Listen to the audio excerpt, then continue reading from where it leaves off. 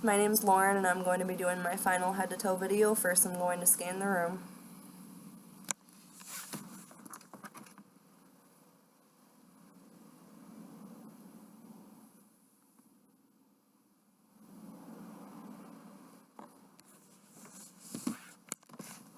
Okay, so before I enter my patient's room, I'm going to check my chart, make sure I have the right patient, I'm doing the right procedure, I'm going to provide for privacy, wash my hands, and then I'm going to identify my patient. Can you tell me your name and date of birth? Amanda Jelinek, 8/16/91. Okay. And can you tell me where you're at? Flushing, Michigan. And what the date is? November 26, 2018. So my patient is alert and oriented ×3. It's a person, place, and time. Her body posture is erect. Her movements are intentional. Her speech is clear and appropriate. She's dressed appropriately for the weather. She's understandable, logical. Her mood is pleasant. And then next, I'm going to do the Levinsky test for my neurological section. Okay, if I just have you lift your foot up. So I'm going to take my pen and I'm going to start at her heel and then move it up to her big toe. And there was no movement, so that is a good sign. That is a normal test. And then can I have you take your finger and put it to your nose, please? Okay. And she did that appropriately. Next I'm going to do my cranial nerves. So for number 1, it would be her sense of smell. Do you have any issues with smelling or anything? No. So for that, I could do a smell test. I could put some coffee under her nose and have her close her eyes and tell me what it is that she's smelling. Number 2, I would use, if she had any vision issues, I would use the Snellen chart. And then for 3, 4, and 6, I'm going to do the 6 cardinal gazes. If I could just have you follow my pen without moving your head.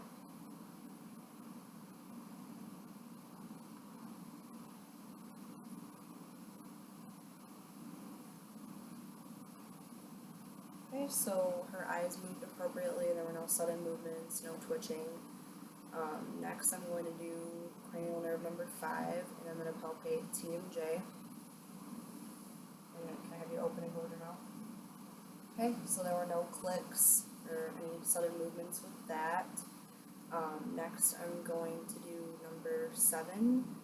So if I could have you raise your eyebrows, puff your cheeks, and smile.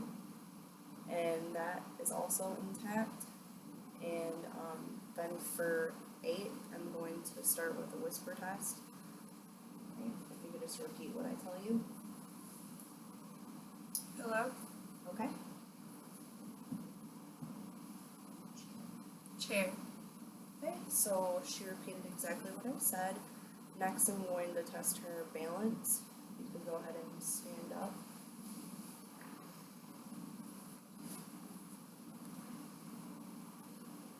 Right, and close your eyes. And her balance is appropriate. And while she's up, I'm going to have her walk to assess her gait. So if you can go ahead and just walk a little bit for me. Okay, so her gait is steady. No wobbling, doesn't look like she's going to fall. You can sit back down.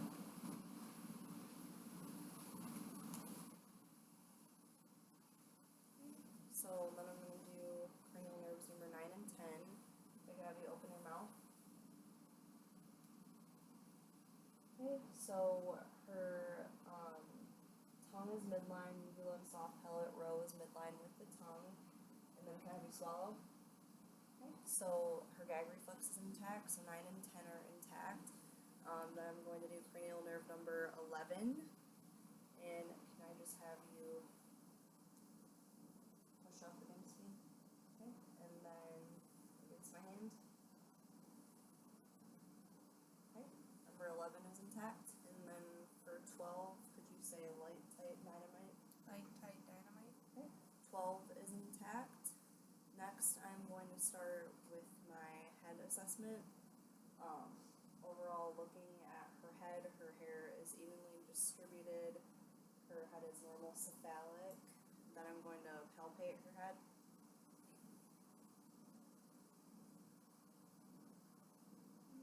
And there doesn't appear to be any masses or lesions, any bumps, anything like that. Her hair texture is normal, thin, evenly distributed. There's no balding or anything like that. Then I'm going to go on to the eyes. Just looking at her eyes, the sclera is white, no opacities. The conjunctiva is pink and moist, and then I'm just gonna shine my light.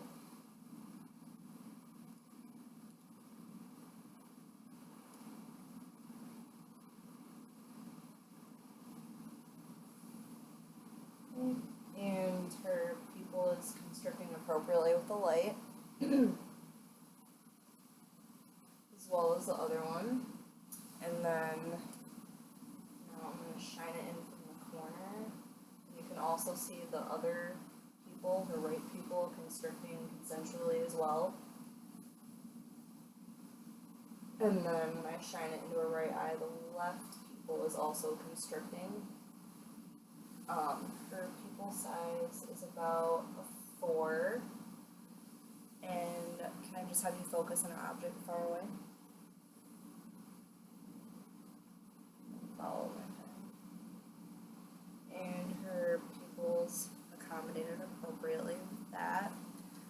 So now I'm just going to ask you a couple questions. Have you had any recent head injuries? No. Do you get frequent headaches? No. Do you get dizzy at all? No.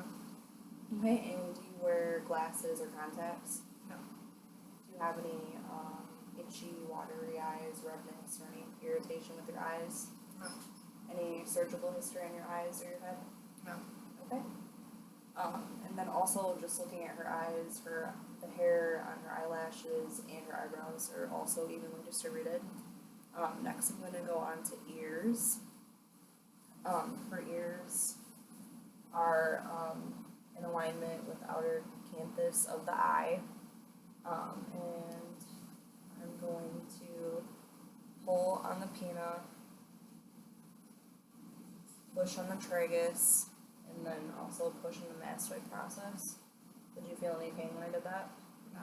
And then I'm going to do it on the other side. Pull on the pinna, push on the tragus, and then push on the mastoid process. Any pain? No. Okay. And now I'm going to look in both of her ears.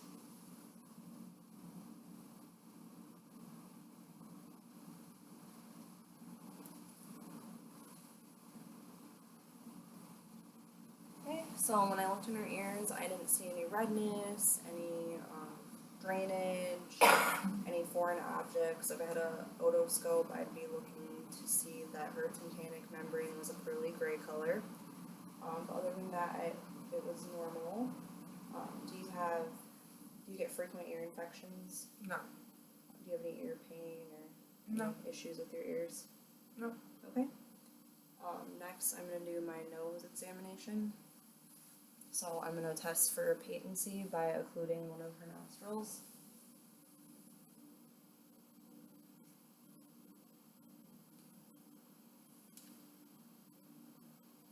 Okay, and her nose appears to be patent, and then I'm just going to inspect with my light. And there doesn't appear to be any deviation of the septum. Both nares are patent. There were no foreign objects. The nares look moist, pink, no redness, no excessive drainage, no foreign objects. Do you frequently get a runny nose or upper respiratory infections? No. No? Okay. So then I'm going to do my mouth exam. So I'm going to first inspect her lips. They appear moist, pink, no excessive dryness or cracking, no sores, no lesions. I'm just going to have you open your mouth. Okay, her teeth appear to be intact. Her buccal mucosa is pink and moist. Hard palate is intact. Uvula and soft palate raised midline with the tongue. There doesn't appear to be any sores, any lesions, lacerations. Do you get any mouth sores or No. Anything? Do you have, any bleeding with your gums? No. Okay, and when was your last visit to the dentist? In August. Okay. And no issues like chewing or anything with your teeth? No. Okay. So next I'm gonna do my neck assessment. I'm going to do my lymph nodes first.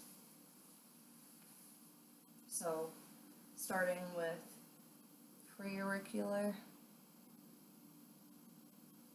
postauricular, occipital, tonsillar, submandibular, submental,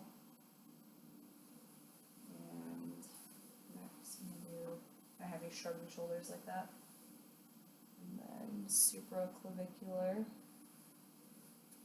Right, and I'm gonna have you tilt your head to the right, and I'm feeling for the deep cervical chain by moving the sternocleidomastoid muscle. And then I'm gonna do the posterior cervical and the triangle right here. And then the superficial cervical.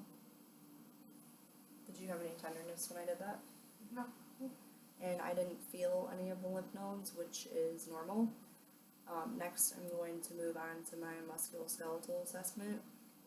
Do you have any joint pain or any pain upon movement? No. Okay. Do you have any neck pain at all, or No. any limitations to your range of motion there? No. Okay. And next, I'm just going to feel her joints for any swelling. So I would check her wrists, her hands, knuckles, and I don't notice any swelling, enlargement, anything like that, any redness. If I could just have you lift your one foot up around her ankles, feet, I don't feel any swelling, enlargement. Same with the right leg. And then I'm going to have you stand up. I'm going to do the heel to shin test. Alright, so just go ahead and take one of your legs and run it up and then down. Okay, and then the other leg. Okay, and she did that without any hesitancy. Did you have any pain when you did that? No. Okay, and you can sit back down. Okay, so next I'm just going to do a little bit of range of motion. So, could you take both of your arms and do a circular motion? Okay, and then take your leg and go up and down. And then your other leg. Okay, so she doesn't appear to have any limitation to her range of motion with her arms or legs. And then could you take your head and go side to side? Okay. Any pain when you do that? Tenderness? Okay. And same with her neck. She doesn't appear to have any issues. Do you have any joint pain when you move? No. No? Okay. Alright. Do you have any like interferences with your normal activities every day? Any problems getting those accomplished? No. No? Okay. Alright. And then another question, about her mouth. I would ask, do you have frequent sore throats or any upper respiratory infections? No. No? Okay. Alright, next I'm going to move on to my chest and lung assessment.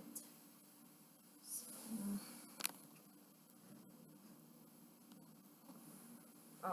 first I'm going to do my pulses. So I'm going to do my radial pulse.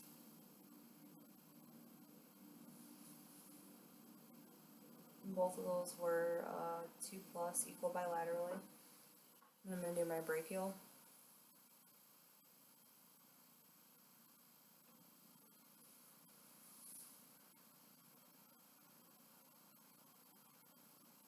And those are both a 2+ equal bilaterally. Then next I'm going to palpate the temporal artery. Those were a 2+ equal bilaterally.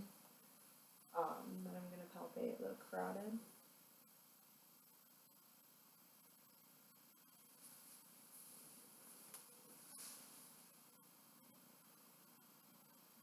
And those were 2 plus equal bilaterally. And then next I'm going to do the dorsalis pedis arteries on top of the foot. We're going to have you lift your foot up. So I'm going to feel right here by this bone under her toe. And then while I'm here, I'm going to feel for the posterior tibial artery. Okay, and then your other.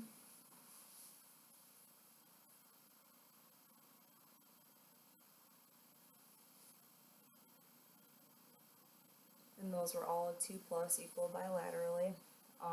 And then can I just have you lift both your feet up again? So while I'm down here, I'm going to be checking for any swelling, any edema, and I don't notice any. Feeling around her ankles, her feet, there's no swelling. And then also her hands, wrists, there's no swelling there. Next I'm going to do cap refill.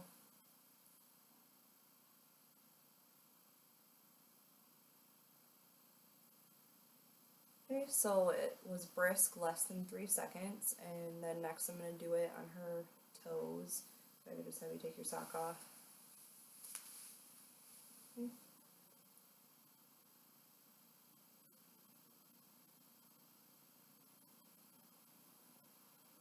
Okay, and that was also brisk, less than 3 seconds. Next I'm going to do my cardiac assessment.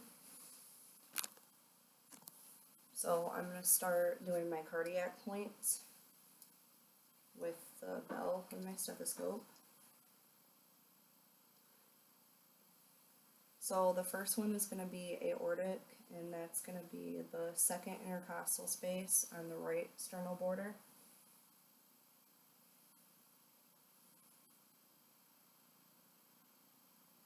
Next is pulmonic, that's going to be the second intercostal space, left sternal border.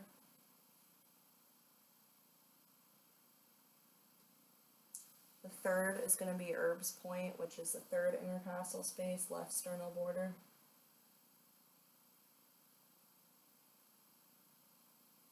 And the next one is going to be the tricuspid, which is going to be the fifth intercostal space, left sternal border.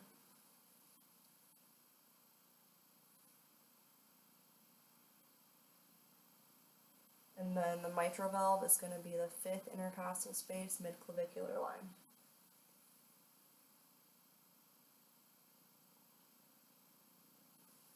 Okay, so S1 and S2 were heard. There were no extra sounds, no galloping, no murmurs. They sounded normal. And then next I'm going to check for the apical pulse. If I could just have you lay on your side. That side. Yep. Alright, so I'm going to feel right under here, under the midclavicular line. And there is a slight movement, nothing too abnormal. Just a little bit. There's no heaves or lifts when she's breathing, and there's no hard pulsations against my hand. Alright, you can sit up. Alright, and then I'm going to do my lung assessment. So I'm going to start on the anterior chest. Her skin appears to be appropriate for ethnicity. There doesn't appear to be any cyanosis, jaundice. It's not pale. Her hair is evenly distributed on her arms. She has a couple macules on her face. Other than that, everything is normal. So just looking at her chest, she doesn't appear to be in any respiratory distress. She seems calm, her breathing is relaxed. So then I'm just going to palpate her anterior chest.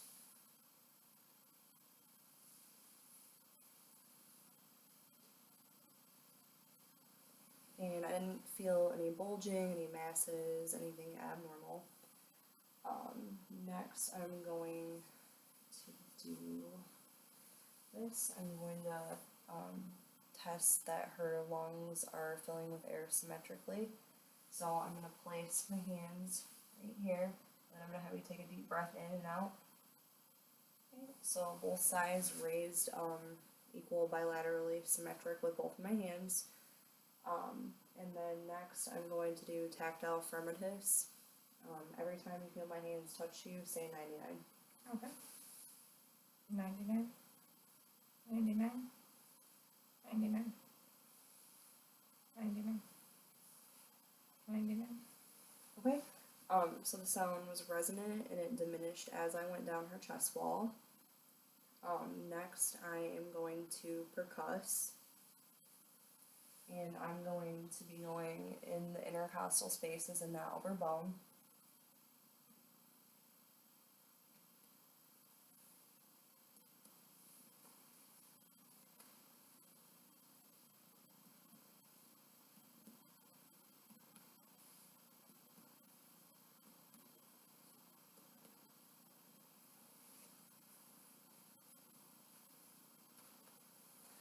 Right, and the sound was tympanic, not dull, and that I'm going to listen over the lung field with the diaphragm of my stethoscope.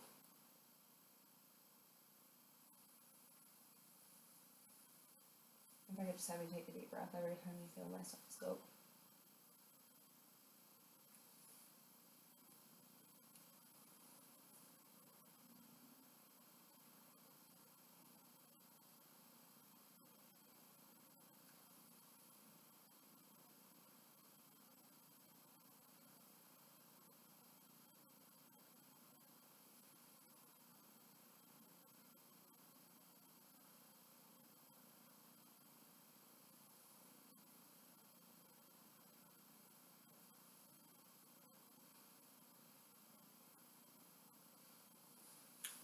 Alright, so breath sounds were present and equal bilaterally in all lobes. I didn't hear any adventitious sounds, no wheezing, crackles, or anything abnormal. So next I'm going to move on to my posterior chest. I can have you just turn around. Okay. So before I get started on this assessment, I'm going to ask a couple questions. Do you have any frequent respiratory infections? No. Okay. Do you have any shortness of breath? No. Do you have any dizziness? Do you have any chest pain when you breathe? No. Okay. And how many pillows do you sleep with at night? 2. Do you get up to urinate frequently during the night? No. Okay. Do you have any history of heart problems or any family history? No. Have you ever had surgery on your heart? No. Okay. So just inspecting, I'm going to palpate. And there doesn't appear to be any crepitus, there's no bulging, no masses. I would not, in a real life situation, I would not be listening over clothing, I would be doing it under the clothing. Then I am going to do tactile fremitus. Every time my hands hit you, will you say 99? Yes. 99. 99. 99. 99. Okay, and the sound was resonant and it diminished as I went down. Next, I'm going to percuss. And I'm going to be avoiding the scapula when I do this.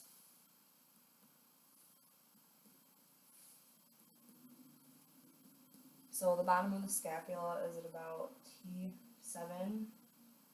And then I'm going to walk down 3 spaces to go to T10. And then I'm going to do symmetric expansion. If you could just take a deep breath in and out. Okay, so it was an equal and bilateral movement, both lungs filled with air appropriately.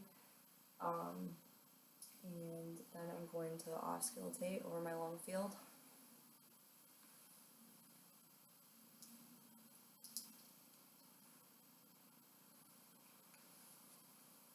just take a deep breath in every time you feel my stethoscope.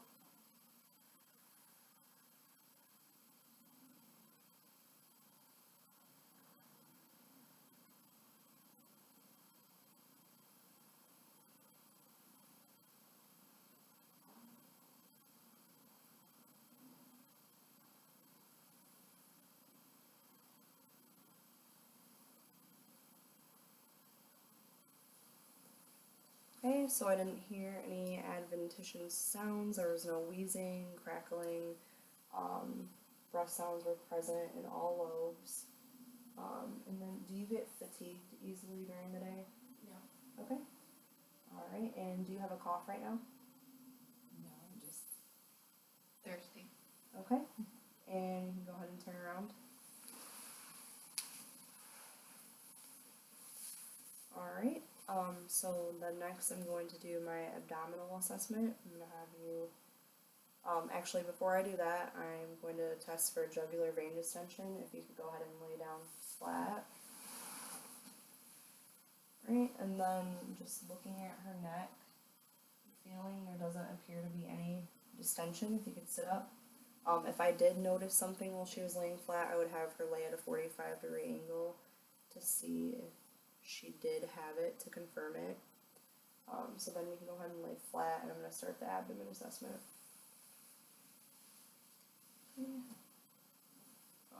Is it okay if I lift your shirt? Okay. So, just inspecting, everything looks normal. There's no bulging, anything like that. Doesn't look like there's any distension. Her skin color is appropriate for ethnicity. There's no discoloration, no cyanosis, jaundice, no excessive hair growth. Skin is warm to touch on the dorsal side of my hand. And then I'm also going to do a skin Turner test up here by the clavicle. I'm going to pinch, and it's elastic, and that means she is hydrated because the skin came back quickly. So next I'm going to auscultate first for the abdomen, and I'm going to do the abdominal arteries first with the bell of my stethoscope. First I'm going to do the abdominal aorta, just going to be a midline right above the umbilicus.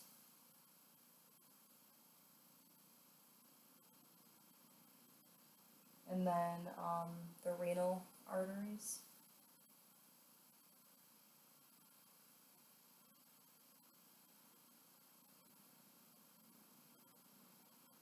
And then the iliac arteries.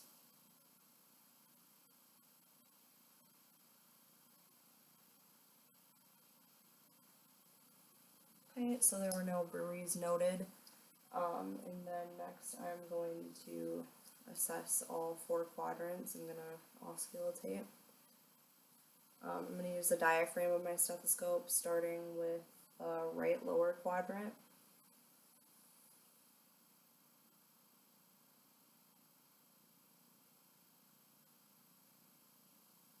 Then I'm going to go to the right upper.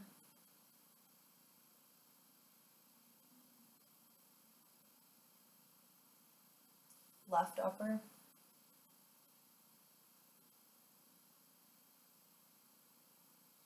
Left lower.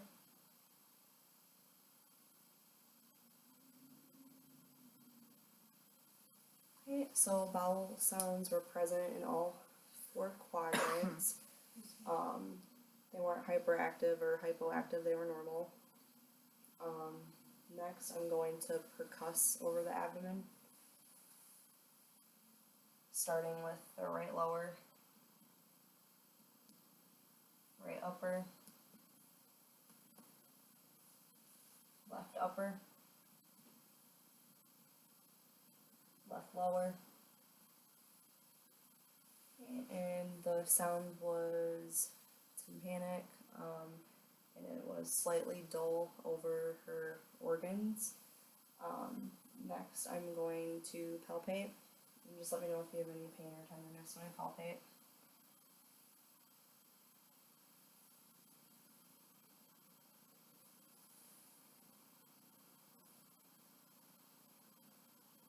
Any pain or tenderness? Nope. Nope. Okay.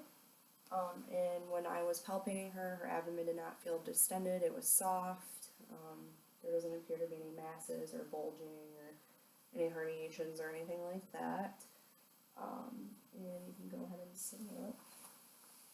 Okay. And then one thing I forgot with my heart assessment was the carotid arteries to assess for bruits. So I'm going to do that now using the bell of my stethoscope. And I'm going to start at the base of the neck, and I'm going to have you hold your breath. So go up.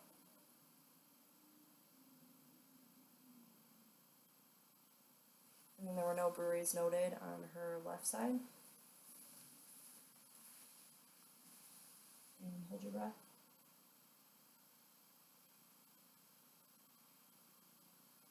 Also, no bruits noted on the right side. And then I'm just going to ask a couple of questions. Do you have any abdominal pain? No. Any cramping? Nope. And can you tell me a little bit about your diet? Is it pretty? Pretty normal. Okay. I eat meats and veggies and Okay. fruit. Are you pretty active? A little bit. I Okay. work. Alright, do you have any burning, frequency, odor with urination? No. Okay, and when was your last bowel movement? This morning. Okay.